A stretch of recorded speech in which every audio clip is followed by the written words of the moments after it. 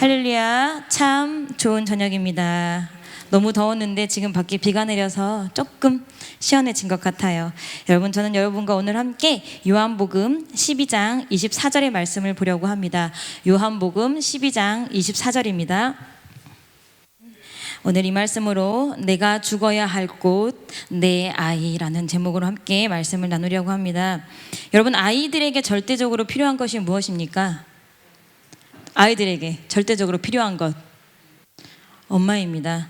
유아기 때도 엄마가 필요하고요, 유년기 때도 엄마가 필요하고요, 청소년기에도 엄마가 필요하고요, 저는 성인이 된 지금도 저는 엄마가 필요합니다. 물론 아빠가 싫은 건 아닙니다. 아빠도 좋지만 절대적으로 저에게 필요한 건 솔직히 아빠보다는 엄마예요. 그래서 가끔 제가 이제 그런 얘기를 합니다. 물론 본인의 명의로 집을 갖고 계신 건 아니지만 엄마 집으로 갈 거야? 라고 얘기를 하면 아빠가 굉장히 화를 내세요. 야, 그 집에 후주가 나고 계약자가 변임수인데 왜 자꾸 넌 엄마 집이라고 하냐 막 이러시는데, 그냥 저도 모르게 그렇게 됐어요. 문 열면 엄마는 엄마 건, 엄마 집으로 갈게, 아빠 엄마 집에서 봐, 이렇게 되거든요. 그러니까 지금도 저는 엄마가 절대적인 존재예요. 오늘 말씀을 전하는데 얼마나 자유로운지 목사님 안 계셔서 그런 여러분, 엄마와 자녀 사이 여러분들은 모두 행복하십니까? 나는 내 자녀와 너무 평안해요 라고 생각하시는 분 계시다면 그건 정말 축복이고 행복입니다. 제가 고등학교 시기에 저희들에게 센세이션을 일으켰던 책이 한 권 있어요. 그 책이 뭐냐면 뾰로롱, 기억하시나요? 광수생가? 아마 이 책을 다 읽어보진 않으셨어도 이 그림체는 기억을 하실 거예요. 그때 웬만한 신문들에는 다 기고가 돼 있었고요. 4컷 만화, 6컷 만화 해서 현대의 삶을 굉장히 풍자적으로, 해학적으로, 그리고 직설적으로 표현했던 만화인데, 이 만화를 제가 이제 전권을 사가지고 이렇게 봤어요. 제가 그 만화를 소장하고 있는데 그 중에 제가 이 만화가 기억나는 게 뭐였냐면, 광수가 거기에 뭐라고 썼냐면, 자기가 아들이 하나 있는데 나는 내 아들이 무슨 일을 한다고 하든 내 아들이 하는 일을 지지할 것이다. 아들이 강도가 되겠다고 하면 나는 망을 봐줄 것이고, 아들이 족제비가 아니라 제비, 그 사모님하고 춤추는 제비가 된다고 하면 나는 그 아이를 응원해 줄 것이다 라는 그런 4컷 만화가 있는데 굉장히 감명을 받았어요. 왜냐면 제가 그때 저희 부모님하고 사이가 굉장히 안 좋았거든요. 공부에 뜻이 없는 저를 어떻게든 공부를 시켜보겠다고 막 과외 선생님을 갖다 붙였는데, 제가 지금도 기억하는 게 아직도 있지 않아요. 저기 용전 사거리에 지금 큰손 엄마찌개로 바뀐 데가 거기가 놀부 부대찌개였거든요. 원래 거기 아들이 충대를 나왔는데 저를 과외를 해줬어요. 근데 제가 과외가 너무 하기 싫어, 저희 교회 청년이었거든요. 근데 제가 과외가 너무 하기 싫어서 창문으로 도망나가다 걸려가지고 싸대기도 먹고 막 그랬거든요. 그렇게 공부에 뜻이 없었어. 근데 엄마가 맨날 나한테 공부하라는 거야. 너 공부 안 하면 큰일 나, 공부하라는 거야. 그래서 엄마, 나는 공부가 아니라 내가 다른 뜻이 있는데, 내가 다른 걸 더 잘할 수도 있는데 우리 엄마 왜 자꾸 나한테 공부만 하라고 하나 해서 엄마랑 사이가 굉장히 안 좋을 때, 그래, 우리 엄마는 왜 광수가 아닐까, 우리 부모는 왜 광수가 아닐까, 정말 너무 속상하다. 그러면서 제가 이제 했는데, 제가 지금은 어떻습니까? 저도 아이를 하나 키우고 있는데 저는 저희 엄마보다 저희 아이를 더 닥달합니다. 그리고 지금 제가 봤을 때 저 광수책 다 버렸어요. 나중에 보니까 그 사람 이상한 사람이더만요. 다 버렸어요. 저의 삶에 지대한 영향을 끼친 사람인데, 여기에 앉아 계신 많은 분들이 부모이시고 또 부모가 될 분들이시고 합니다. 부모는 늘 무겁고 죄책감이 들기도 하고 가끔은 내려놓고 싶은 이름 중에 하나입니다. 실은 제가 몇 주 전부터 계속 제 마음속에 하나의 그런, 하나님께서 생각을 자꾸 주셨어요. 감동을 주셨는데, 제가 그것을 설교를 하자니 저도 아직 너무 부끄럽고 낯설고, 왜냐면 제가 이제 부모가 된 지 10년 채가 안 됐거든요. 부모가 된 10년도 안 된 제가 너무 낯설고, 저도 아이를 키워가면서 방황하고 막 좌충우돌하고 엄마나 뭐 여러분들에게 도움을 구하면서 아이를 키우고 있는데, 근데 우연치 않게 4주 연속으로 아이에 관한 피드백이 저한테 자꾸 들어오는 거예요. 우연치 않게 4주 연속으로 뭐 저희 아이에 관한 피드백, 그 다음에 저희 주일학교의 아이에 관한 피드백이 정말 신기하게 꼭 화요일 날 피드백이 들어와요. 월요일 아니면 화요일 날. 그래서 이것도 내가 거부할 수 없는 하나님의 사인이구나 라는 생각이 들어서 제가 과감하게, 자신은 없지만 이 시간에 말씀을 함께 나누고 함께 생각하면서, 여러분, 우리가 아이 이대로 키워야 되겠습니까? 여러분의 자녀들은 괜찮으십니까? 이미 다 장성한 자녀지만 여러분들의 자녀는 구원을 보장하실 수 있습니까? 천국을 확신하십니까? 한번 중간 점검을 해보고 싶어서 이야기를 하게 되었습니다. 여러분, 어떤 부모가 좋은 부모일까요? 우리가 굉장히 많이 생각을 해요. 물론 요새는 부모에 대한 책이 굉장히 다양해서 저도 예전에 아이를 처음 낳았을 때 제일 안 들었던 게 저희 엄마 말이었어요.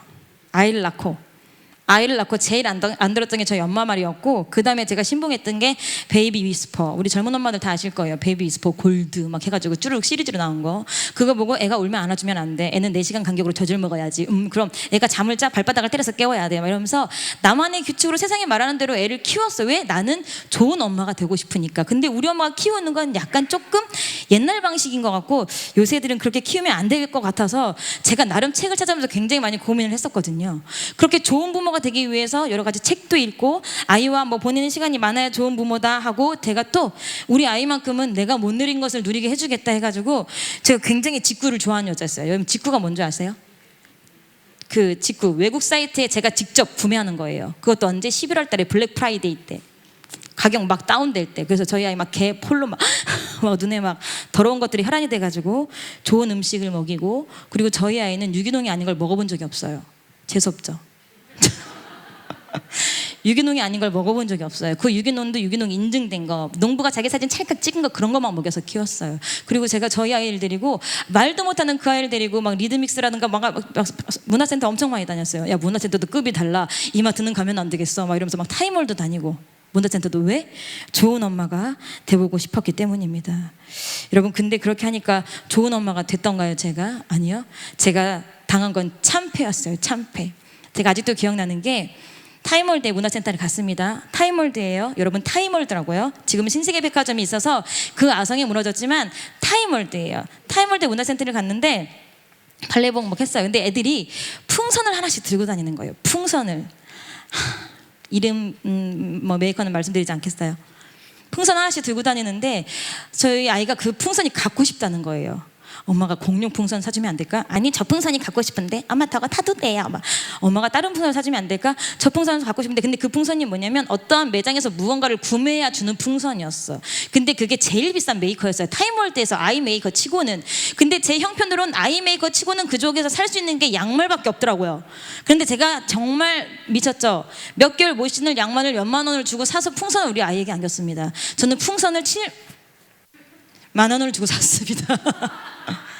왜? 머리에 똥밖에 안 들어서. 그렇게 하면 좋은 부모가 되는 줄 알았거든요. 근데 제가 그렇게 한 해, 두 해, 이렇게 아이를 키우다 보니까 제가 한계에 부딪혔어요. 과연 좋은 부모란 뭘까?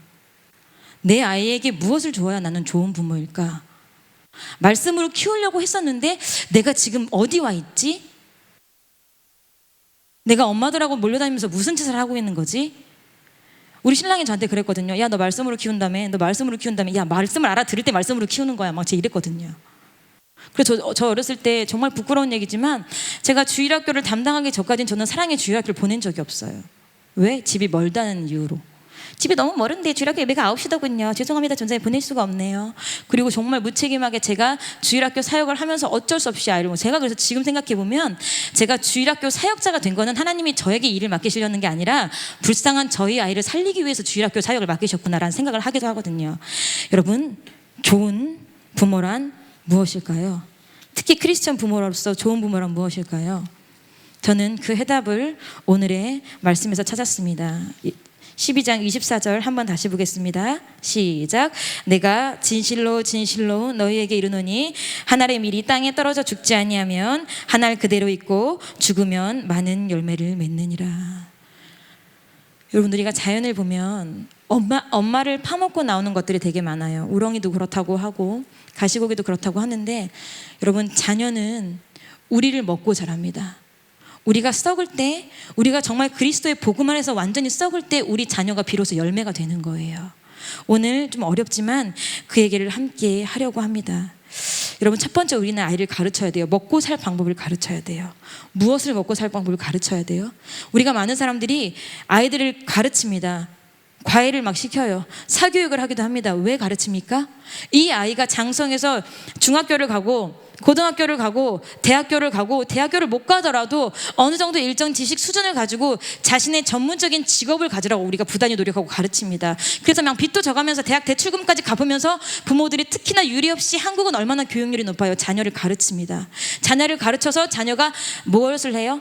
직업을 갖고 전문가가 돼서 비로소 자기의 먹을 것을 벌어내기 시작합니다. 돈을 번다는 얘기예요. 그런데 우리가 간구하는 게 자녀가 자기의 영적인 것을 벌어서 먹을 수 있는 수준이 안 돼 있어요. 우리의 자녀들이. 여러분의 자녀들은 직접 스스로 영적인 양식을 챙겨 먹습니까? 말씀을 챙겨 먹느냐고 물어보는 거예요. 여러분, 우리 아이들이 신앙을 어디서 배워야 합니까? 말씀을 어디서 배워야 합니까?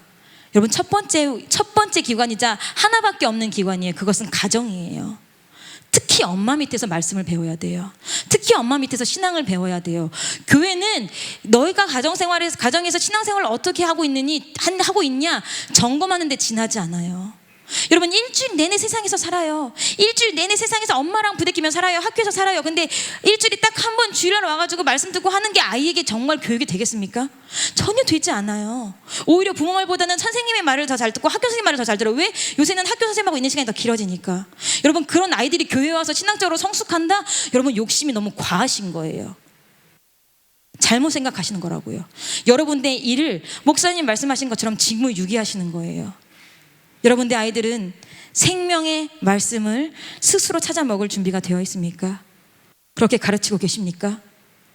여러분, 신명기 32장 46절에서 47절의 말씀을 함께 보도록 하겠습니다. 신명기 32장 46절에서 47절입니다.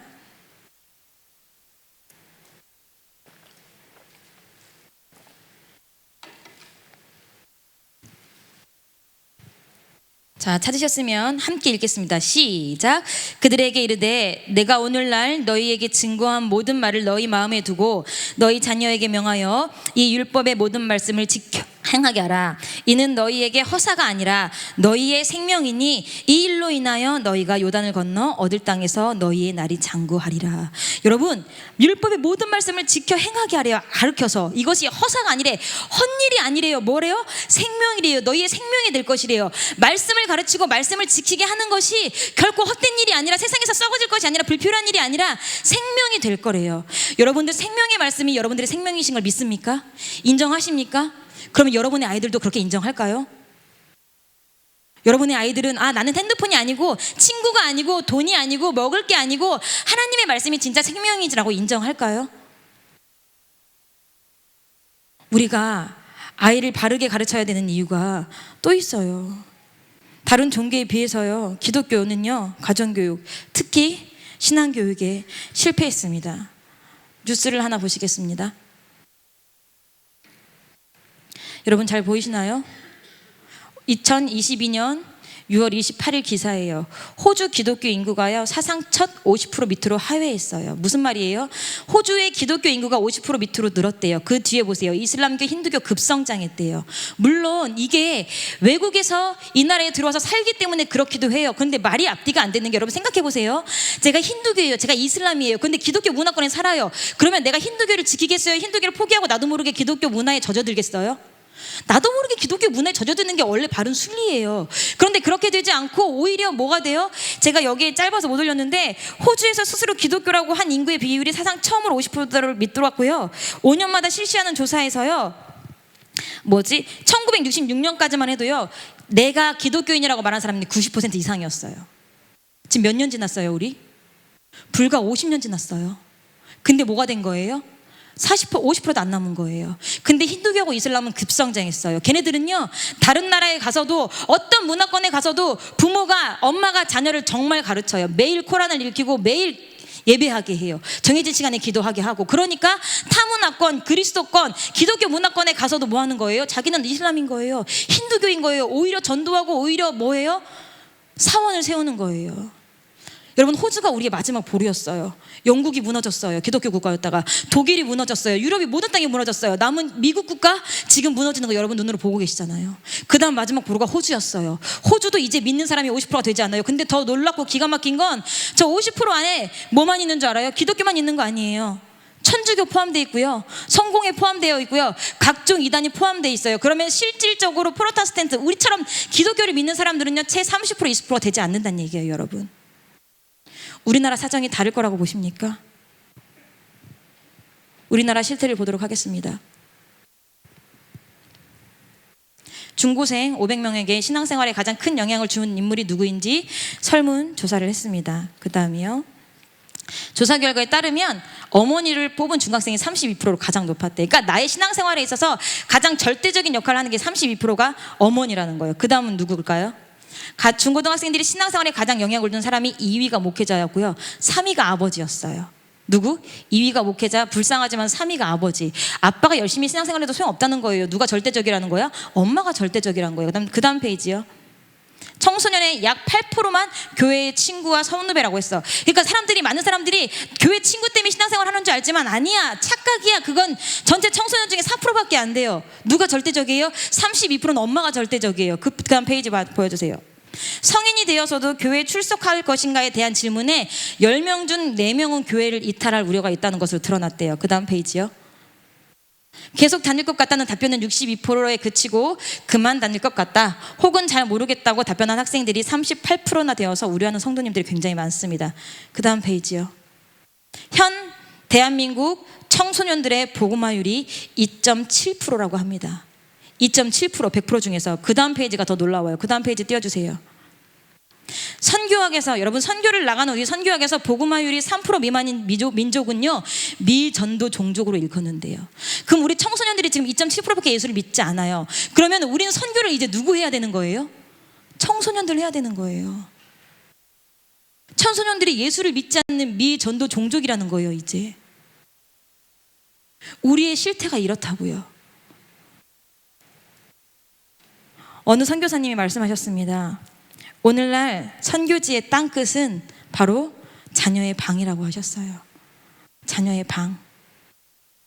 여기 아직 어린 자녀를 키우고 계신 분들도 계시고 이미 다 자란 자녀와 함께 거주하고 계신 분들도 계신데 여러분 자녀의 방 들어가기 쉽습니까? 더군다나 자녀의 방 복음을 들고 들어가기 쉽습니까? 어떻게 보면 집안에서 가장 복음을 들고 문턱을 넘기 힘든 곳이 자녀의 방일 수도 있습니다. 어떤 사람들은요 교회에 남을 확률을요 대학생이 돼서 교회에 남을 확률을 20%, 많게는 20%, 적게는 3%를 봐요. 그러면 우리가 100명이 땅 동시에 신앙생활을 출발을 했을 때 몇 명이라는 거예요? 3명에서 20명만 교회에 남고 나머지는 없다는 거예요. 여러분 저희 주변에 중고등부 초등학생 아이들을 보세요. 얘네들 중에 몇 명은 교회에 안 남아있다는 얘기예요. 다른 곳으로 교회를 옮겼다는 뜻이 아니고요 신앙생활을 그만뒀다는 얘기라고요. 그 아이가 내 아이가 될 수도 있어요. 그 아이가 여러분의 아이가 될 수도 있고요. 그 아이가 여러분의 손자, 손녀가 될 수 있는 거예요. 근데 우리는 가르치지 않아요. 무엇을? 말씀을. 절대적인 진리라고 가르치지 않아요. 물론 저도 마찬가지예요. 제가 그래서 꼭 말씀을 전할 때 하나님 진짜 정말 되게 잔인하시게도 제가 가장 부끄러운 말씀을 자꾸 전하게 하시는데 저 역시도 아까 말했잖아요. 저는 또 창표를 말할 뻔했어. 제가 뭐 우스갯소리로 얘기하지만 저는 저희 사랑이 백화점에서 베이비게의 샤넬이라는 로션밖에 안 발라봤어요. 진짜 뻥 안 치고 하나님 앞에서 정직하게 제가 저희 아이 바디 아토피가 있었으니까요. 저희 아이 몸에 쏟아 부은 돈만 해도요. 제가 진짜 경차 한 대 살 값이었어요. 미쳤나 봐. 어디서 돈이 나서 그렇게 처발랐는지 몰라. 애 몸에 땀 한 번 나면 그만둘 걸. 저도 우리 아이에게 말씀이 절대적인 진리라고 가르치지 못했다고요. 여러분들은 가르치셨습니까? 제가 교회 생활을 하면서 청년부들을 이끌면서 가장 힘들었던 부분 중에 하나가 뭐냐면요. 믿는 가정, 특히 모태신앙에서 난 아이들이 가장 힘들었어요. 왜냐하면 이 아이들은요 담임 목사님의 말씀 굉장히 잘 듣는 것 같아요. 앞에 있는 사역자의 말 굉장히 잘 듣는 것 같아요. 그렇지만 결과적으로 돌아보면요 엄마가 신앙생활을 쥐고 있어요. 너 11조 해야 돼. 저희 엄마가 그러시는데 하나님 제 형편 다 하셔서 11조는 제가 나중에 해도 된다고 엄마가 말씀하셨는데요. 그럼 제가 할 말이 없는 거예요. 너 성경 읽어야 돼. 저 안 그래도 엄마랑 한 줄씩 말씀을 이렇게 읽고 있어요. 그러면 된 거 아니에요? 집에서 엄마가 자기 마음대로 자기 신앙을 가지고 아이들을 가르쳐요. 그러니까 교회에서 뭐가 생겨요? 갭이 생겨요. 담임 목사님 말씀과 사역자의 말이 들어가지 않아요. 그런 아이들 교회에 남아있습니까? 못 남아있어요. 여러분들의 자녀는 안녕하십니까? 말씀으로 안녕하시냐고 묻고 있는 거예요. 여러분들 우리 부모가 끊임없이 해야 될 일은요 목사님 그러셨잖아요. 결혼하기 전에는 부모의 감독 밑에 있고 그 다음에 뭐하고 결혼해서는 서로 배우자의 감독 아래에 있다고 막 말씀하셨는데, 부모가 끊임없이 해야 될 것은 자녀가 뭐 할 때까지 내 마음에 그래 저거는 이제 내가 믿지 않아도, 내가 체크하지 않아도, 내가 감독하지 않아도, 내가 주시하지 않아도 지 스스로 성령님의 이끌림에 살아가고 있어라고 안전한 감정이 들 때까지 끊임없이 체크하고 감독해야 돼요. 우리 애가 오늘 핸드폰으로 뭐 봤지? 우리 애가 오늘 어떤 친구랑 놀았지? 우리 애가 나가서 친구하고는 어떤 말을 하고 어떤 언행을 하지? 우리 애가 옷차림은 어떻지? 우리 애가 요즘 보고 있는 책은 어떻지? 그러니까 사람들이 그래, 어떻게 그 부모가 일일이 해요? 다 하나님 앞에 기도하고 맡기는 거지. 하나님 앞에 기도하고 맡기면 하나님이 갑자기 막 나타나서 도와주십니까? 하나님이 내 자식만 쫓아다니면서 지켜주십니까? 아니요, 하나님이 갑자기 나타나서 지켜주실 수 없고 하나님이 쫓아다닐 수 없으니까 부모를 보내주신 건데, 근데 부모들이 그걸 하나님 앞에 올려드린다고요. 다시 책임을 전가해. 여러분, 아이의 핸드폰에 제일 먼저 떠있는 검색어가 뭔지 혹시 알고 계십니까? 내 아이의 검색어 나는 완벽하게 꿰뚫고 있다. 없을걸요. 여러분, 굉장히 심각한 문제예요. 제가 나중에 청소년의 실태를 말씀드리겠지만, 제가 이 설교를 하게 된 이유가 뭐냐면, 어느덧 저희 아이도 10대가 되었어요. 10대가 되었어요. 9세까지는 해볼만 했어요. 10살 때까지는 해볼만 했어요. 그러니까 10대가 되니까 아이가 말을 듣지 않는 게 아니라 제 스스로 현타가 오더라고요. 내가 이제부터 이 아이가 10대에 들어섰는데 무엇으로 내가 이 아이를 양육할 것인가? 내가 무엇으로 이 아이를 기다 아니다 말해줄 것인가? 저와 제가 여러분들을 가르치는 게 아니고요, 이런 부분을 함께 고민하자라고 말씀드리는 거예요. 제가 너무 비참하지만 제가 시집을 빨리 갔던 이유 중에 하나도 아빠 때문이었을 수도 있어요. 아빠 때문에. 왜? 우리 아빠 제가 말씀드렸잖아요. 시집가기 전까지 저를 7시밖에 테레비를 못 보겠다고요. 7시까지 밖에. 여러분, 7시까지 보면 저는 통과지리밖에 못 봤어요. 여러분, 저 고등학교 때 웨딩 피치 봤다고요. 세일러문, 남들만 M 이런 드라마 볼 때 얼마나 비참한지 아십니까, 여러분? 학교만 가면 애들이 주일날 좋은 친구들 얘기해요. 그거 뭔지 알아요? 좋은 친구들? 주일날 11시 하는 거 틴틴5 나오고 막, 모르나 보다, 나 나이 너무 먹었네. 어쨌든 있어. 근데 나는 한 번도 그걸 본 적이 없어. 그러니까 남이 얘기를 하면 미리 듣고선 다른 무리에 가서 막 본 척해야 돼. 막, 야, 넌 틴틴5 안 봐? 막 이렇게 말하면 너무 창피하니까. 난 그 시간에 매달려서 반주하고 있었거든. 도망다니다 잡혀가지고 두드려 맞고 반주하고. 근데 제가 저희 아빠랑 숨바꼭질한 게 하나 더 있어요. 저희 아빠가 이제 원대한 꿈을 가지고, 우리 아이가 영어 테이프를 어디서 막 잔뜩 세트로 사오셨더라고요. 우리 아이가 영어 테이프를 들으면 공부를 하겠지, 막 그런 원대한 꿈을 가지고 영어 테이프를 사다 주시면서, 거기에 이제 영어 테이프가 2개가 들어가요. 그 당시에 되게 혁신적인 기술, 오토리버스가 되는 카세트였어요. 오토리버스. 그 다음에 CD도 돼 있어요. 이렇게 CD도. 카세트 2개, 녹음할 수 있는 카세트 2개, 그 다음에 라디오도 AM, FM이 나오는 거였어요. 자, 근데 제가 영어 테이프를 듣기는커녕 제가 그 당시에 굉장히 좋아하는 가수가 있었어요. 되게 옛날 가수인데, 제 이소라하고 김현철을 되게 좋아했거든요.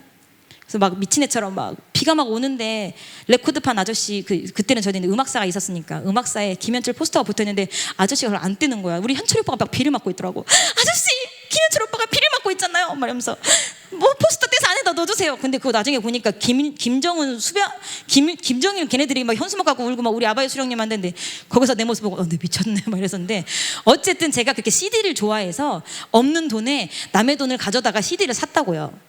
CD를 사고 밤마다 CDP에 넣고 음악을 듣고 잠들면 안 돼. CD 듣다가 그대로 잠들면 안 돼. 왜? 아빠가 언제 들어가서 빼갈지 모르니까. 이건 가요야. 어떻게 한구멍에서 예수님을 찬양하는 넌 하나님을 찬양하는 사람이야, 반주하는 사람이야. 어떻게 한구멍에서 단물과 쓴물이 나겠어. 가지는 족족 아버님 다 가져가셨거든요. 그래서 듣다가 잠들면 안 돼. 잠들면 안 되고 꺼내서 베개 밑에라도 넣어놓고 자야 돼. CD를 뺏기지 않기 위해서. 그 당시에 CD 10,000원 하면 되게 굉장히 큰 돈이었어요. 근데 제가 깜빵 놓치고 잠들어서 그 다음날 아침에 지각해서 학교를 갔다 오면 백발백중 제 CDP에 CD가 없어졌어요. 아빠가 또각 뿌려서 버리시는 거예요. 그럼 전 또 사고 또 듣고 막 베개 밑에 놓고 매번 카세트 팅 와가지고 카세트. 그렇게 제가 감독당하면서 살았어요. 몇 살까지? 시집가기 전까지. 26살 때까지. 여러분, 제가 단언코 말씀드리는데요, 여러분, 하나님을 믿지 않는 자녀는 인격이 없습니다. 여러분, 인격은 뭐냐면요, 인격은 예수 그리스도를 닮을 때 인격이지, 하나님을 닮지 않고 하나님을 닮지 못한 그릇은요, 인격이라고 할지라도 죄를 짓는 인격밖에 없어요. 그러니까 부모님들이 그렇다고 막 저처럼, 전 그때 되게 막 아빠랑 많이 싸웠는데, 비인격적으로 하시라는 얘기가 아니라, 그래 내가 너를 인격적으로 대우해 줄게, 이런 모지랭이 말은 하시면 안 되는 거예요. 왜? 그 아이 안에 인격이 가지고 있는 인격이 마귀 인격밖에 없는데, 내가 널 인격적으로 대우할게 하면, 그래 너의 마귀 인격 내가 인정한다 얘기밖에 더 돼요? 그래서 끊임없이 여러분들이 뭐 하라는 거예요? 자녀를 감독해야 돼. 관리하셔야 돼요. 뭐하게? 범죄하지 않게. 범죄하더라도 그것은 범죄라고 알려줄 사람 자녀밖에 없어요. 제가 너무 속상한 게 우리 MK 아이들 실수해요. 잘못하죠. 그런데 다른 사람이 봤어요. 말할 수 없어. 왜? 내 아이 아니고 내 아이도 아닌데 괜히 말했다가 불필요한 트러블 만들고 싶지 않고 어설프게 말했다가 상처 주고 싶지 않으니까 말하지 못해. 근데 정작 부모는 내 아이를 잘 못 봐. 그럼 어떻게 해야 돼? 이 아이의 잘못된 행동은 누가 고쳐줘야 돼? 여러분, 그래서 우리가 아이를 객관적으로 바라보시고 감독하셔야 돼요. 다 큰 아이들도 여러분 그렇게 하셔야 돼요. 그리고 여러분들, 아까 제가 그 당시에도 저희 아빠가 저를 그렇게 말씀으로 공격하시는데 제가 말씀을 모르니까 할 말이 없더라고요. 어떻게 단물이 쓴물을 내고 막 그러겠니? 막 이렇게 하고서 막 제가 막 안식일을 막 지켰어요. 제가 이제 처음으로 부끄러운 얘기 다 하네. 제가 처음으로 저희 엄마한테 힘을 쓴 적이 있어요.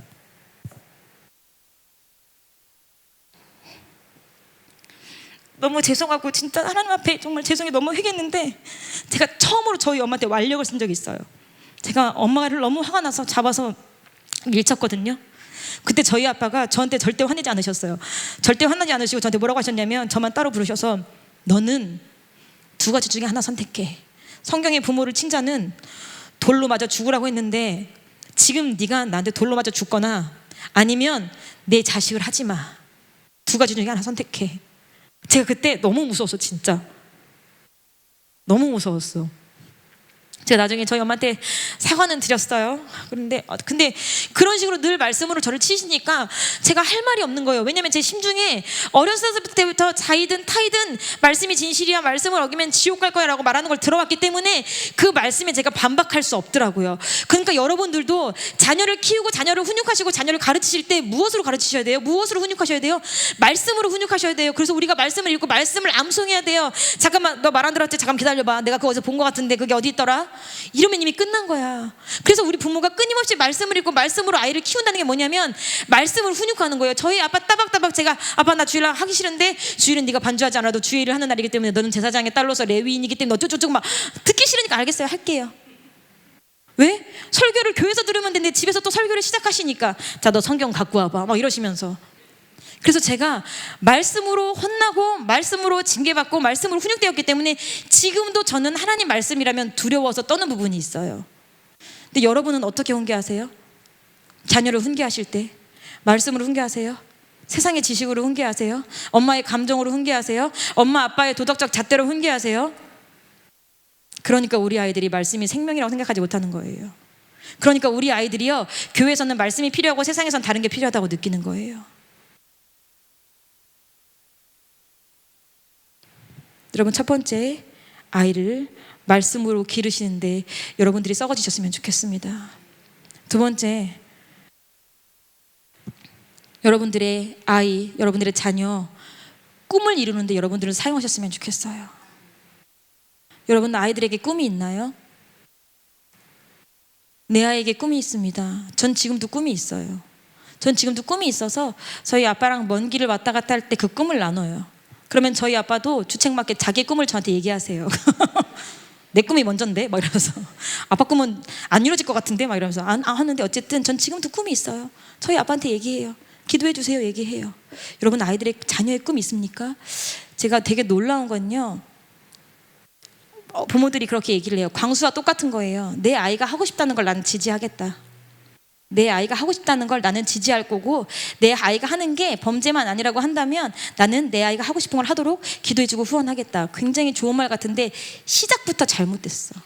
뭐가 잘못됐냐면요, 여러분, 그 아이를 지으시고 그 아이의 형질을 가장 잘하는 건 누구예요? 하나님이세요.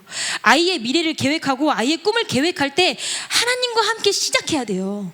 근데 아이의 꿈과 미래를 내가 생각하는 세상의 것, 아이가 좋아하는 흥미, 그걸 가지고 미래를 정해버리는 거야. 어떤 엄마는 심지어 아이의 꿈에 관심이 없어. 뭐가 되겠지 하고 있어요. 제가 그런 것들을 보면 너무너무 마음이 아파요.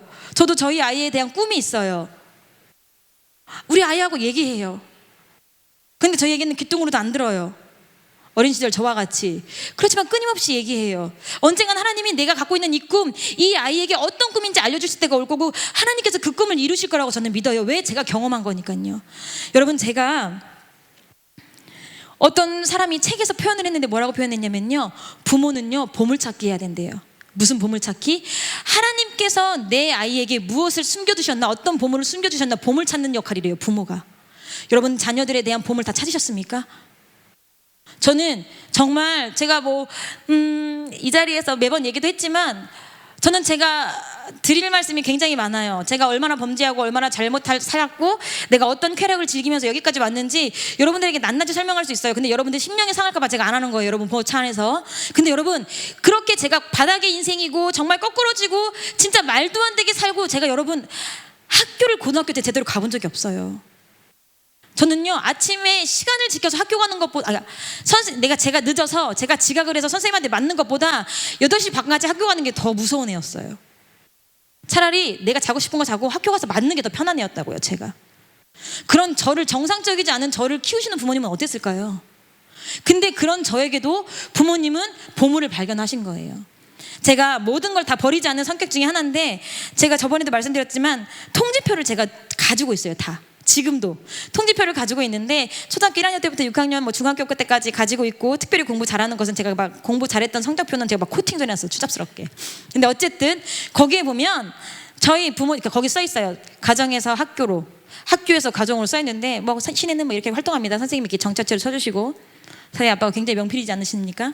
그러면 가정에서 학교로 써는 보내는 곳에 수고하십니다, 감사합니다, 늘 정형화된 멘트. 그 다음에 아이의 꿈, 아이의 희망란, 거기에는 제가 계속 바꿔요. 간호사도 됐다가, 그 다음에 현모양처도 됐다가, 피아니스트도 됐다가, 선생님도 됐다가, 과학자도 됐다가, 제 꿈을 계속 바꿨거든요. 근데 초등학교 1학년 때부터 중학교 3학년 때까지 저희 아빠의 꿈은 내 아이는 종교음악가였어요. 그 당시엔 교회음악가가 없었고 신학교 안에 종교음악가가 있었거든요. 근데 제가 시간이 지나고 방탕한 삶을 살고 말도 안 되는 일을 벌이고 있을 때, 그때서야 저희 부모님이 저에게, 신혜야, 너는 실은 우리가 이렇게 기도했으니까 이 일을 해보지 않을래? 라고 했을 때 너무 늦은 시간이었어. 정혁쌤, 제가 고등학교 3학년 때 피아노를 시작했어요. 대학 갈 수 있어요? 못 가요. 못 간다고요. 제가 고등학교 3학년 때 음악 시작하면 못 간다고요. 그리고 우리 집엔 그때 그 당시에 그럴 만한 돈이 없었어요. 이 교회를 짓고 그다음에 IMF 막 경제가 어렵고 막 이래서 이 빚도 어떻게 감당 못 하는데, 한 모건대 교수님이 저한테 그러시더라고요.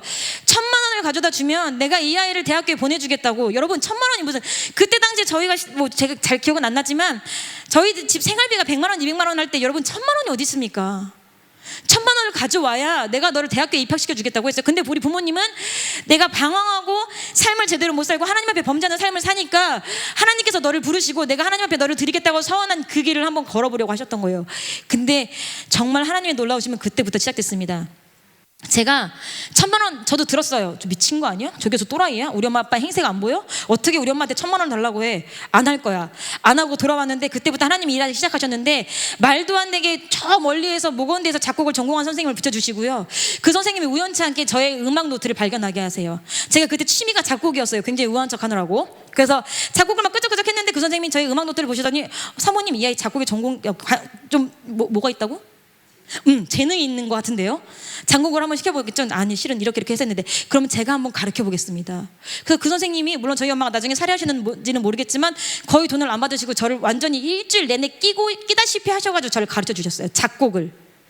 그렇게 해서 제가 학교를 들어가게 되고, 지금 여러분들 좀 재수없겠지만 그래도 못 치는 피아노는 아니잖아요. 못 치는 것도 있긴 있어. 근데 어쨌든 그냥 예배 드리면서 불편하진 않잖아요. 왜? 부모가 내 안에 발견한 보물 때문이에요, 여러분. 그리고 자, 여러분 생각해 보세요. 부모가 내 안에서 보물을 발견했어요. 그걸 그냥 냅뒀을까요? 아니요. 제가 속 새길 때마다 기도하셨을 거예요. 제가 힘들게 할 때마다 기도하셨을 거고요. 제가 어렵게 할 때마다, 그래도 하나님, 제가 이 딸을 주님 앞에 이렇게 드리기로 서원했으니까 언젠간 이루시겠죠.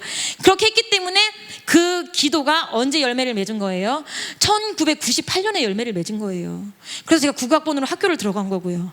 여러분, 그리고 제가 학교를 들어가서요, 정말 학교를 들어가서 하나님을 경험했어요. 제가 저희 부모가 기도하지 않았다면 저는 학교 못 들어갔겠죠.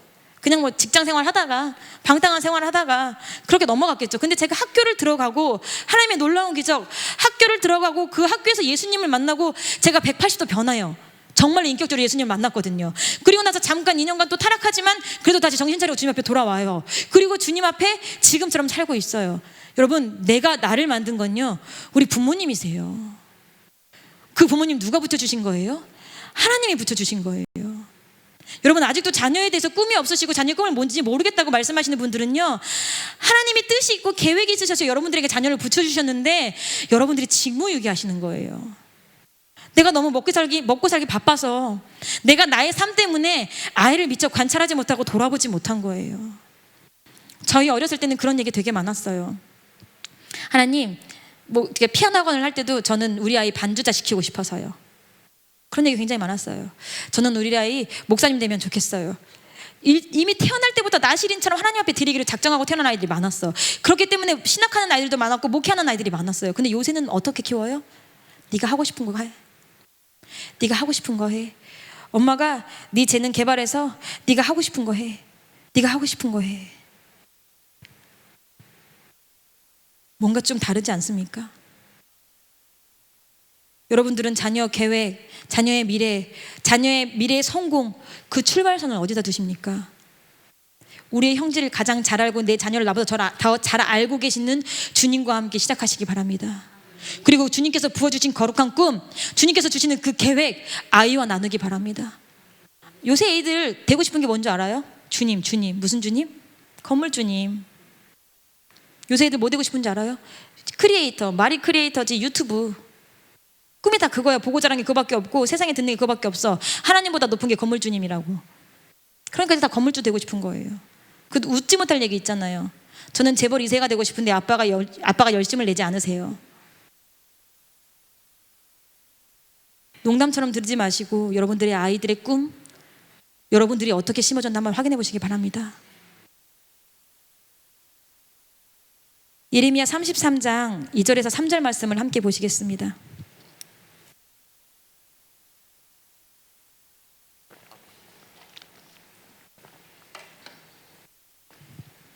예레미야 33장 2절에서 3절 말씀입니다.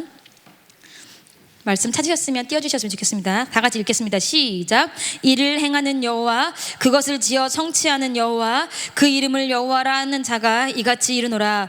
너는 내게 부르짖으라. 내가 내게 응답하겠고 내가 알지 못하는 크고 비밀한 일을 내게 보이리라. 아멘.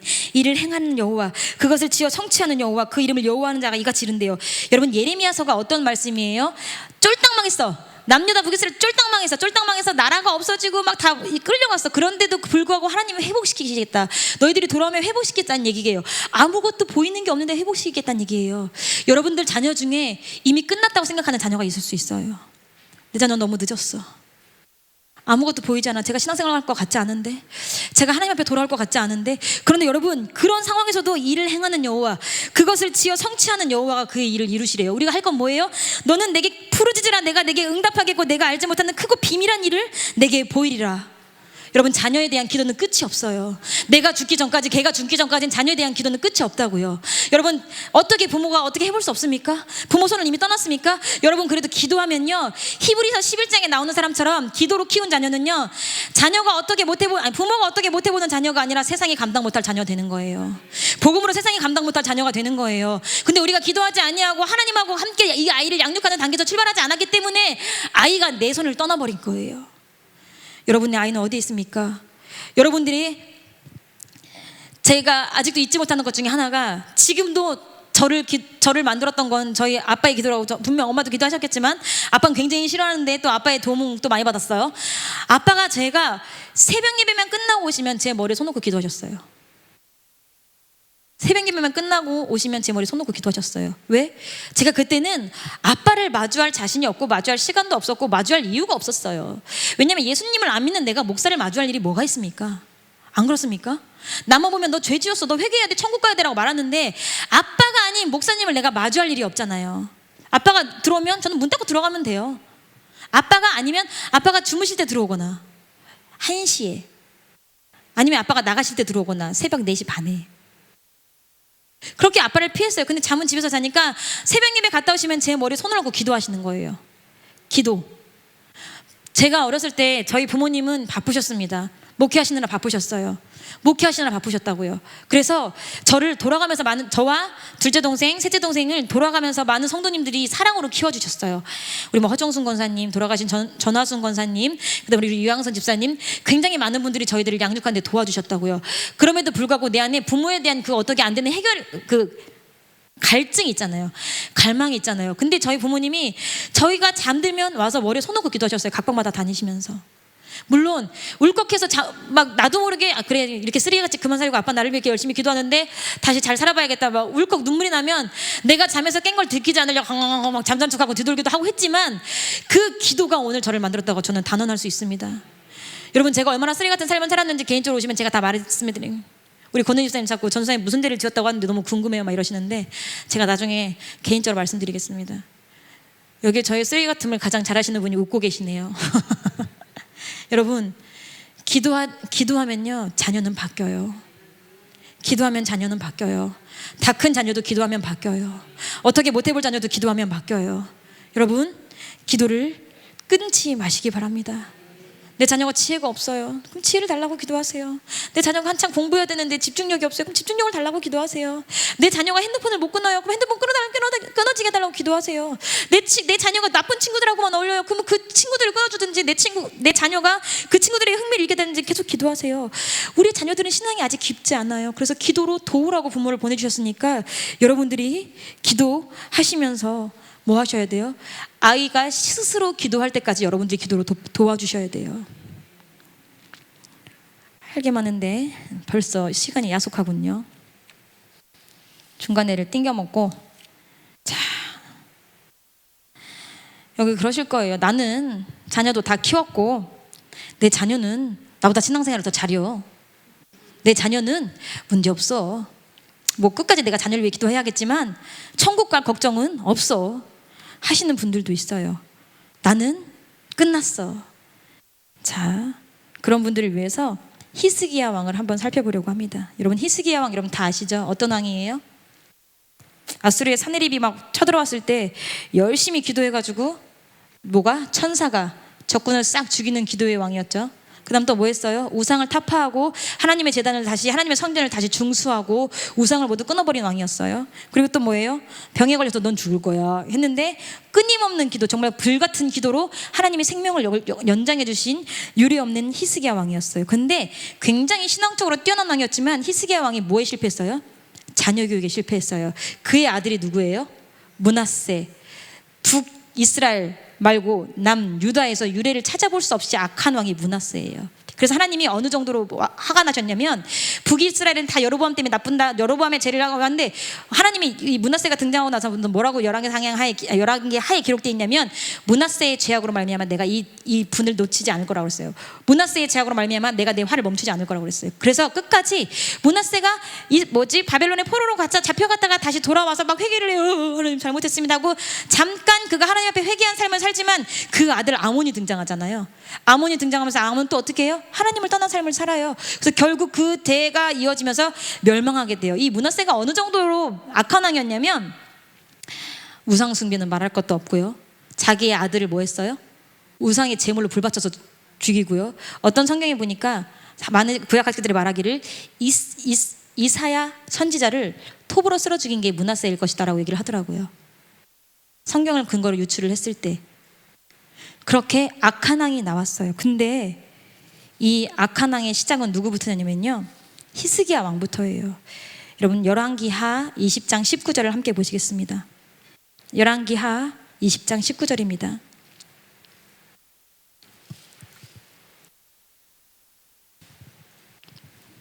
찾으셨으면 함께 읽겠습니다. 시작.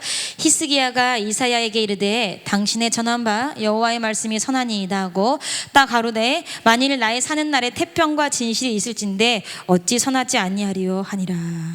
이게 무슨 얘기냐면 히스기야가 병이 나섰어요. 병이 나서니까 기분이 좋아가지고 다 상대방 적군에게 뭘 보여준 거야?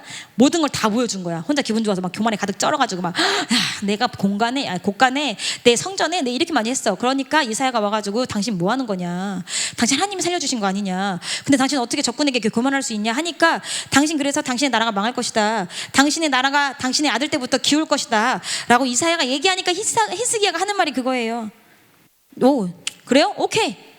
너가 지금 내게 한 말 너무 선해. 어차피 내가 죽은 다음에 일어날 일이잖아. 나까지는 태평성대 할 거잖아. 나까지는 편하게 살 거잖아. 오케이. 그리고 3년 뒤에 태어난 게 므낫세예요, 여러분.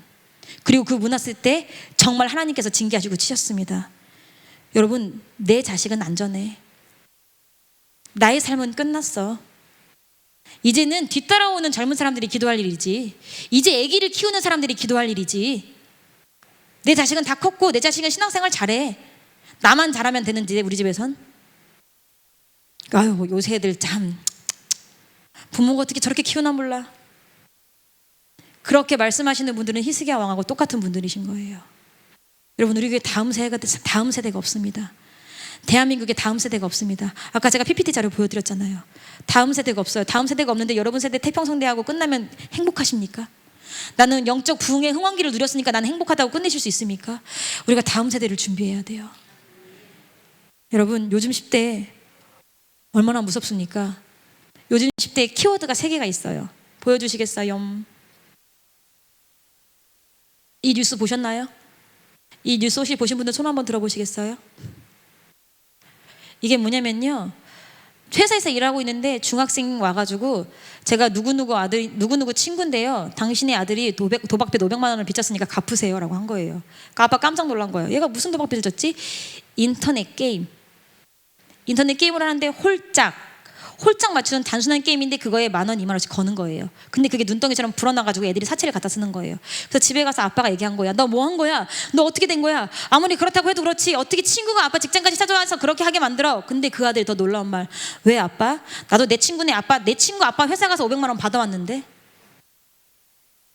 여러분, 요즘에 청소년 첫 번째 키워드가 도박 중독이에요. 핸드폰 도박 중독. 굉장히 놀라운 속도로 급증하고 있어요. 핸드폰 도박 중독이. 물론 어른들도 하겠지만 더 문제는 뭐냐면요, 우리 아이들은 아직 뇌가 자라지 않았는데 도박에 중독에 걸리면 이렇게 정말 저질스러운 쾌락 도파민에 취해가지고요, 이거보다 더 자극적으로 그 중독을 끊어낼 수 없다고요. 뇌가 이미 점령당하고 지배당해서.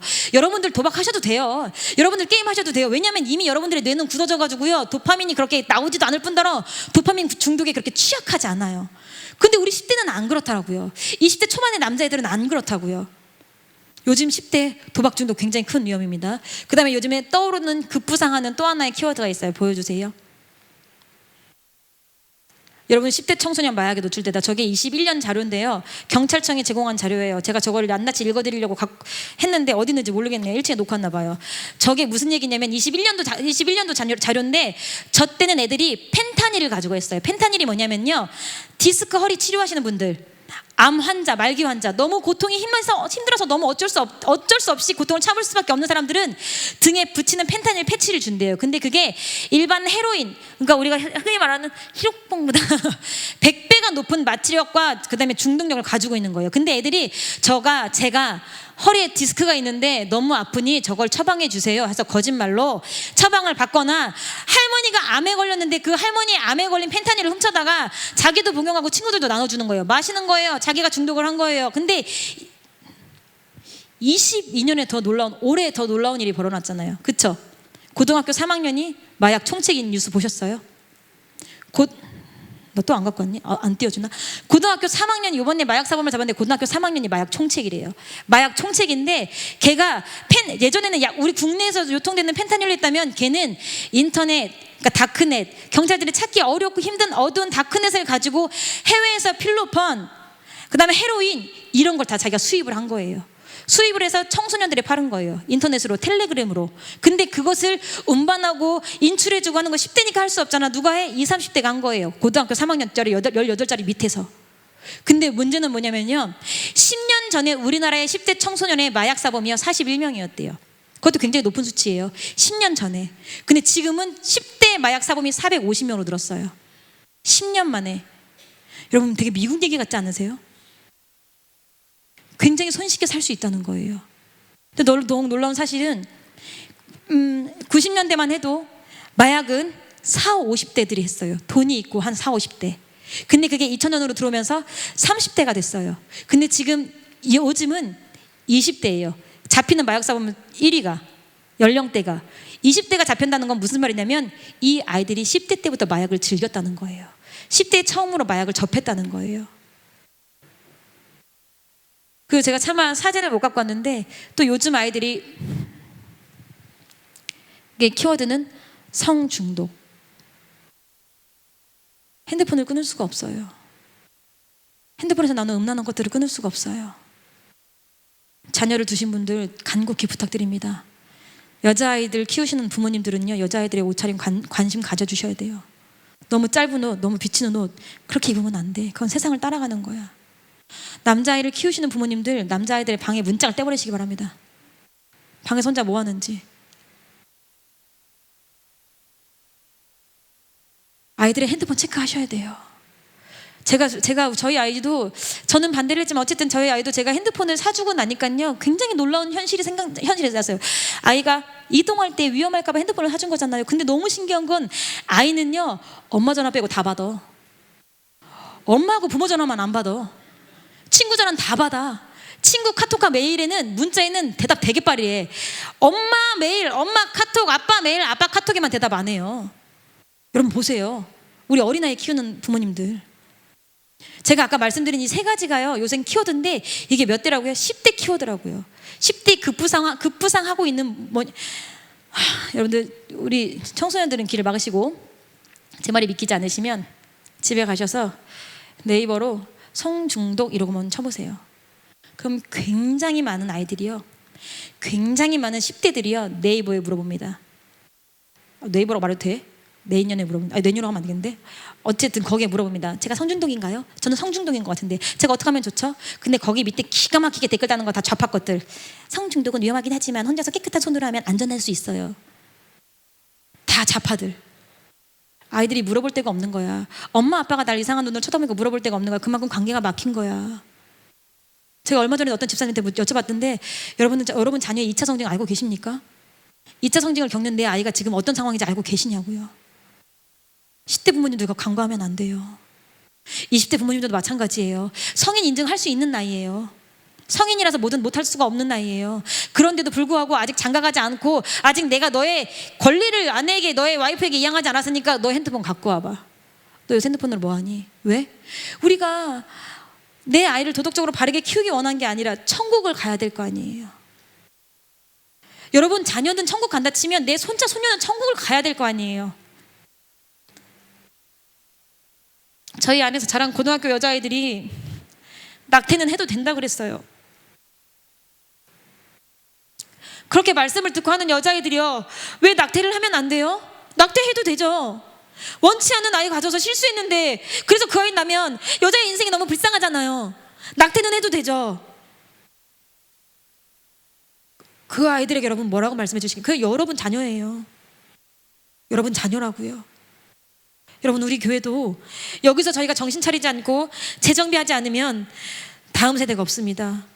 특별히 우리 어린 자녀 키우시는 부모님들, 제가 정말 한 가지만 당부드리냐면, 여러분들은 하나님께서 주신 축복을 갖고 계시는 거예요. 세상에 많은 사람들이 갖고 싶어도 갖지 못하는, 자녀를 갖지 못하는 사람이 얼마나 많습니까? 그런데 하나님께서 자녀를 주신 축복이에요. 그런데 왜 남편은 애기 안 보는데 나만 내봐야 되지? 나도 교회 앞에서 사역하고 싶은데, 나도 주 앞에 사역하고 싶은데, 나 애 봐서 우울해. 산후 우울증, 말 같지도 않은 소리 좀 하지 마세요. 애만 봐서 우울해? 애만 봐서 힘들어? 여러분 그러면 하나님께서 주신 자녀의 축복이 축복이에요, 저주예요? 스스로 저주라고 인정하는 걸밖에 되지 않아요. 왜 우리가 하나님께서 주신 귀한 자녀를 내 스스로 짐덩어리로 저주로 전락시킵니까? 그런 자에게 다시 한번 자녀를 주고 싶으시겠습니까? 저도 아이 키워보니까 힘이 붙여요. 한 개밖에 없지만 힘이 붙여요. 저도 더 자고 싶어요. 더 뭐 하고 싶어요. 저도 저만의 시간 갖고 싶어요. 저도 자아가 굉장히 센 사람이라, 나라는 사람이 굉장히 센 사람이라, 나를 못 찾으면 정말 안달복달 하는 사람이라 저도 저만의 시간이 굉장히 필요한데 잘못 살았어요, 제가. 여러분들 주의 복음을 위해 썩어질 생각 먼저 하지 마시고 여러분들의 자녀를 위해 썩어질 생각 먼저 하시는 부모님 되셨으면 좋겠습니다.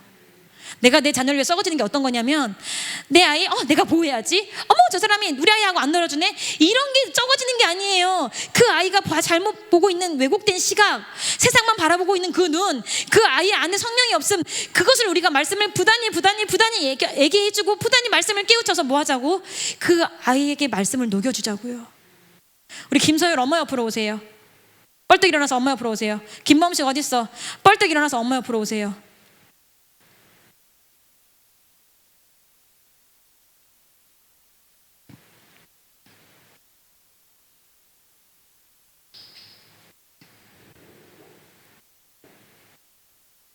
채연이 어딨어? 우리가 처음부터 다시 시작해야 될 것 같아요. 예배 드리는 것부터, 하나님을 섬기는 것부터. 어떤 사람이 얘기하더라고요. 자녀는 부모의 말은 안 듣는데요. 그 대신 부모가 하는 행동은 기가 막히게 따라한대요. 저희 아이가 그렇더라고요. 제 말은 하나도 안 듣고요. 내가 하면서도 아이한테 하지 말라는 짓만 하고 있더라고요. 자녀가 다 자란 여러분들도 아직은 뭐예요? 자녀예요. 내가 눈 감기 전까진 책임져야 될 자녀예요. 저희 부모님도 자녀가 있기 때문에 고생하시고 눈물을 흘리시더라고요. 다 크고 자기 앞가림 하는 것 같은데도 불구하고 그 속사람이 혹시라도 예수를 못 만나서 지옥 갈까 봐 전전긍긍 하시더라고요. 여러분의 자녀는 다 안전하십니까? 천국 100% 갑니까? 그러면 그런 분들은 다음 세대를 위해서 더 기도해 주세요. 정말 다음 세대를 위해서 기도해 주세요. 우리 아이들이 더 이상 여기서 밀려나고 세상에 빠지지 않게 진짜 다음 세대를 위해서 기도해 주세요. 그리고 어린아이를 키우는 우리 어머님들 조금만 더 힘을 내세요. 어린아이를 키울 때 육아가 정말 신앙생활의 무덤 같지만 정말 그때 하나님 붙들면 신앙생활의 황금길일 수도 있어요. 정말 어린아이 키우면서 내 힘으로 안 되는 이 어린아이, 아이가 아플 때마다, 아이가 틱이나 뭐 이상한 것을 할 때마다 그때마다 하나님 부르짖고 하나님 앞에 회개하면 내가 인생의 황금기, 신앙생활의 황금기가 될 수 있어요. 근데 우리는 아이만 가지면, 아이만 낳으면 신앙생활이 완전히 막 바닥이야. 왜? 아이 보느라 난 말씀을 못 들어요. 아이 보느라 기도도 힘들어요. 물론 그럴 수 있어요. 인정해요. 저도 그렇게 겪어왔으니까. 근데 우리가 시각을 바꿔보자는 얘기예요.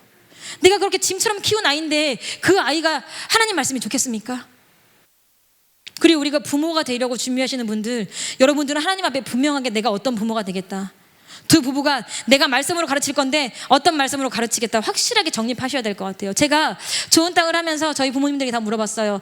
당신은 아이를 어떻게 키우시겠습니까? 말씀으로 키우시겠대요. 모든 부모가 말씀으로 키우시겠대요. 그래서 제가 물어봤어요. 그러면 당신이 자녀를 키울 때 당신이 주된 당신의 말씀은 어디입니까? 아무도 대답하지 못하더라고요.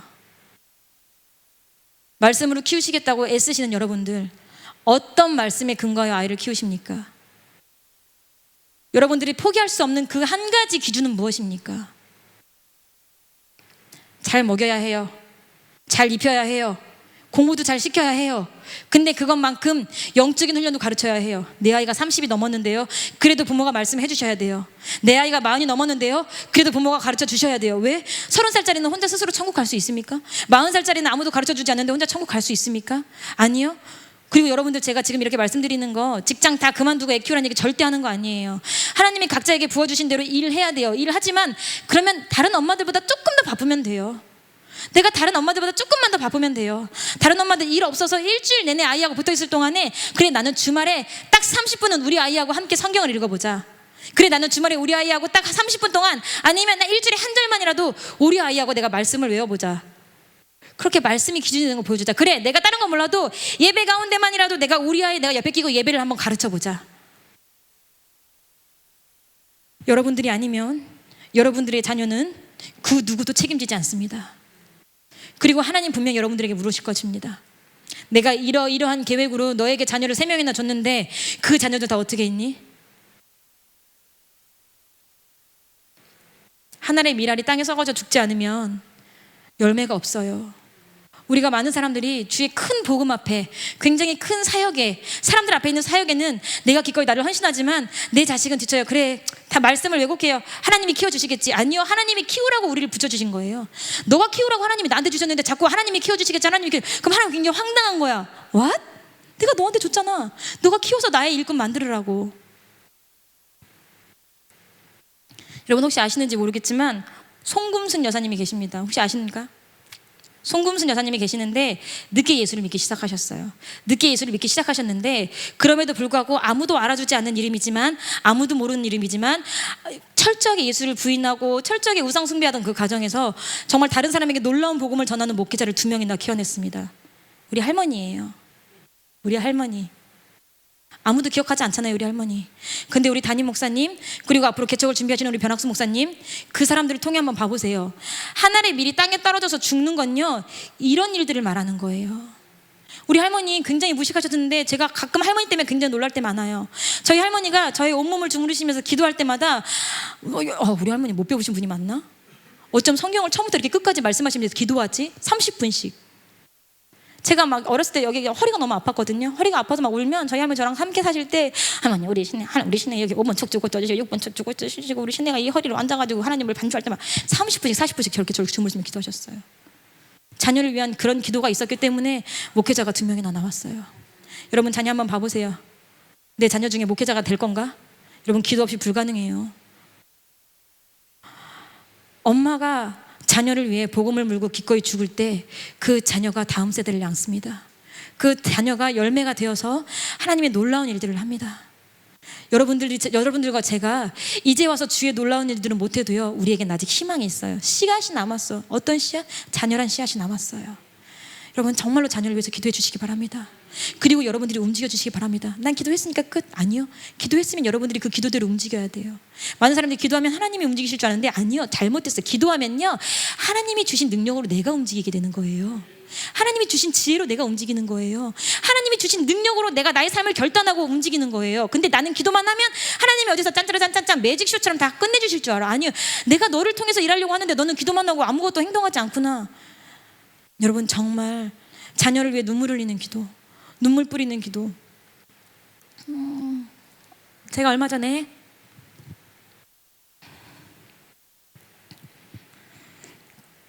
저희 교회에서 이제 신앙생활을 하다가 나간 청년들이 있지 않습니까? 그 청년들이 나가서 신앙생활을 하고 있다는 얘기를 들었는데, 제가 그 교회에 저랑 굉장히 친한 동기가 있어서 야 우리 교회에서 너네 교회로 이 아이들이 갔다고 하는데 야 신앙생활 잘하고 있니? 물어봤어요. 근데 되게 가슴이 아팠어요. 왜냐면 그 아이들이요, 그 교회 교적이 없더라고요. 교적이 없다는 얘기는 무슨 뜻이에요? 등록하지 않았다는 뜻이고요. 등록하지 않았다는 건 무슨 뜻이에요? 누군가의 인도를 따를 마음이 없다는 거예요. 아직은 책임지지 않는 신앙생활을 하겠다는 거예요. 어렸을 때부터 교회는 다녔으니까 예배는 드려야겠고, 그렇게 해서 예배는 드리지만 교회에 등록하지 않고, 물론 시간을 두고 알아보는 중일 수도 있지만, 제가 그 얘기를 들었는데 되게 마음이 너무 아팠어요. 너무 아팠어요. 왜냐면 그냥 부모님을 떠나서, 그들이 부모님을 떠나서 야 내가 여태까지 사역이라고 한 건 아니지만 야 내가 정말 하나님 앞에 얼굴 들 수가 없다. 내가 진짜 주 앞에 얼굴 들 수가 없다. 내가 주님을 어떻게 보지? 내 밑에 있던 청년들이고 내 밑에서 주일학교를 지내왔던 아이들인데 내가 주 앞에 그걸 어떻게 보지? 그래서 오늘 설교는 실은 제가 엄마에 대한 입장으로 말씀드리는 게 아니라 주일학교 전도사의 입장으로 말씀드리는 거예요. 제가 너무 힘들어요. 그러니까 제가 우리 아이들 데리고 천국 가고 싶은데 부모님들의 협조가 없이는 도저히 안 되겠더라고요. 부모님들이 여러분의 아이들을 책임져 주지 않으면 정말 안 되겠더라고요. 부모님들이 여러분의 아이들을 정확하게 꿰뚫고 있지 않고 정확하게 진단하지 않으면 내가 아무리 외치고 소리 질러도 안 되겠더라고요. 여러분 우리 함께 있으면 좋겠어요. 교회와 여러분이 자녀 양육에 관해서, 자녀의 천국의 문제에 관해서 함께 있으면 좋겠어요. 함께 기도했으면 좋겠어요. 여러분 세대가 악합니다. 정말 세대가 악하고 예수님 언제 오실지 몰라요. 아까도 말씀드렸잖아요. 우리 교회에서 자란 아이들이 낙태는 괜찮다고 얘기한다고요. 그 아이가 내 아이가 되지 말란 법이 없어요. 학교교육은 나쁘다, 학교교육 그만 시키자 이 얘기가 아니에요. 학교교육이 나쁜 게 아니라 가정교육이 실패한 거예요. 우리 신앙교육이 실패한 거예요. 학교 탓하지 마시기 바랍니다. 우리 시간 찬양 함께 하도록 하겠습니다.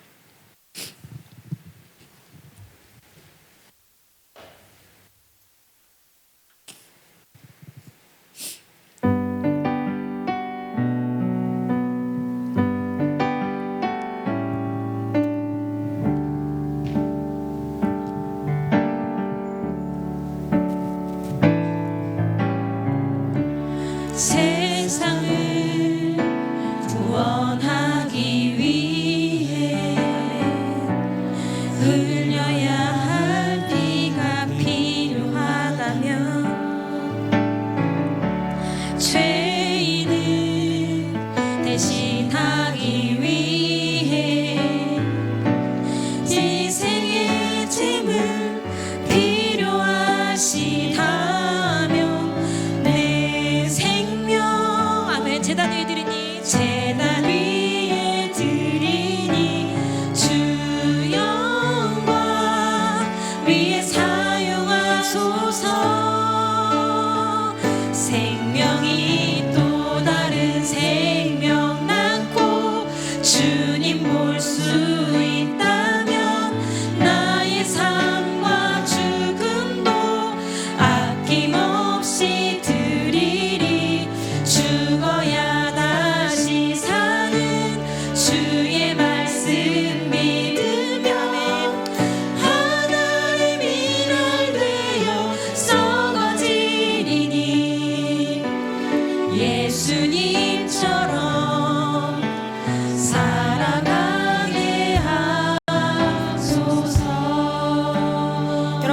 다시 한번 찬양하실 건데요. 세상을 구원하기가 아니라 내 아이를 구원하기 위해, 그 다음에 죄인을 대신하기 위해가 아니라 나의 아이를 대신하기 위해 여러분들 자녀의 이름 불러가면서 찬양하셨으면 좋겠어요. 이 찬양 모르실 수도 있어요. 그러면 기도하는 마음으로 불러주셨으면 좋겠어요. 사랑이를 구원하기 위해 흘려야 할 피가 필요하다면, 사랑이를 대신하기 위해 희생의 제물이 필요하다면 내가 대신 주겠습니다. 여러분 자녀를 향해서 그 마음 없으십니까? 모세처럼 예수님 내 이름은 생명책에 빼주시더라도 내 아이의 이름은 넣어주셔야 돼요. 내가 천국은 못 가더라도 내 아이의 이름은 넣어주셔야 돼요. 여러분 그 마음 있으셔야 돼요. 그 마음이 회복돼야 돼요. 그래야 우리가 지옥으로 가기로 확정된 자녀라도 돌이킬 수 있어요. 여러분 모르는 찬양이라고 하지 마시고 기도하는 마음으로 다시 한번 여러분의 자녀를 생각하시면서 함께 부르도록 하겠습니다. 세상을 구원하기 위해, 세상을 구원하기 위해 아멘. 흘려야 할 피가 필요하다면, 죄인을 대신하기 위해 희생의 제물 필요한, 하나님 내가 나의 아이 대신 죽겠습니다. 내 생명 제단 위에 드리니 주 영광 위에 사용하소서. 생명이 또 다른 생명 낳고 주님 볼 수 있다면 나의 삶과 죽음도 아낌없이 드리리. 죽어야 다시 사는 주의 말씀 믿으며 하나님 일할 되어 썩어지리니 예수님처럼 살아가게 하소서. 생명이 또 다른 생명 낳고, 생명 낳고 주님 볼 수 있다면 나의 삶과 죽음도 아낌없이 드리리. 죽어야 다시 사는 주의 말씀 믿으며 하나님 일할 되어 썩어지리니 예수님처럼 살아가게 하소서. 우리 이 시간 주여 세 번 부르짖고 기도하실 때에 여러분의 자녀들만을 위해서 기도하겠습니다. 나의 자녀 천국 가기로 확실한 자녀들 알지라도 나의 자녀를 위해서, 정말 나의 자녀 지금 죽으면 지옥 갈 것 같은데 그 자녀를 위해서 더욱 눈물을 흘려서, 여러분 어머니의 기도가 아니면 우리 아이를 구원시킬 수 있는 사람 아무도 없어요. 여러분들이 이 시간 다 같이 주여 세 번 부르짖고 우리의 자녀 정말 천국 가게 해주세요. 우리 자녀 주 앞에서 방황하지 아니하고 하나님 확실하고 정확한 주의 길 알려주세요 하는 마음으로 우리 주여 세 번 부르짖고 함께 기도하시겠습니다. 주여